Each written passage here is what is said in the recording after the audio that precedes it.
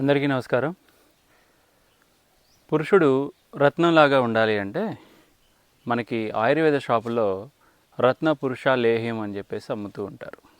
ఈ రత్న పురుష లేహాన్ని ఎలా తయారు చేస్తారంటే మెయిన్ ఇంగ్రీడియంట్ వచ్చేసి ఆ రత్న పురుష లేహంలో మెయిన్ ఇంగ్రీడియంట్ రత్న పురుష. రత్న పురుష అంటే ఇది దగ్గరికి రండి. చక్కగా ఈ పువ్వు ఇట్లా ఉంటుంది మనకి రత్న పురుషకి. ఈ రత్న పురుష ఈ మొక్కను స్వీకరించుకొని దీన్ని లేహంగా బెల్లం సమకూర్చుకొని ఇది 1 కిలో రత్నపురుష బాగా కచ్చాపచ్చా దంచుకొని బెల్లం తీసుకొని కొన్ని మసాలా దినుసులు వేసి లేహం తయారు చేస్తూ ఉంటారు. ఈ లేహం తీసుకుంటే మగవాళ్ళలో అమోఘమైనటువంటి శక్తి సామర్థ్యం, కోరికలు బాగా ఎక్కువగా పెరుగుతాయి.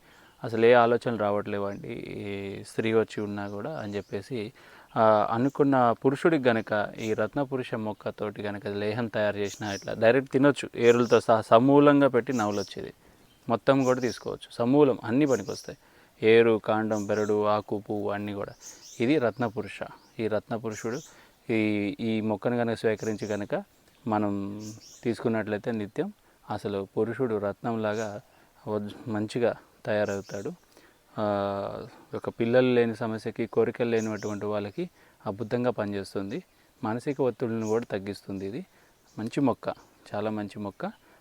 ఈ చిన్న మొక్క భూమికి ఇట్లా ఒక జానడు ఎత్తు కూడా పెరుగుతుంది, ఏరుతో సహా కూడా.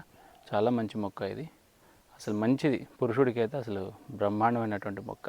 ఇది కేవలం మగవాళ్ళకే భలే పనిచేస్తుంది, ఎక్కువగా పనిచేస్తుంది.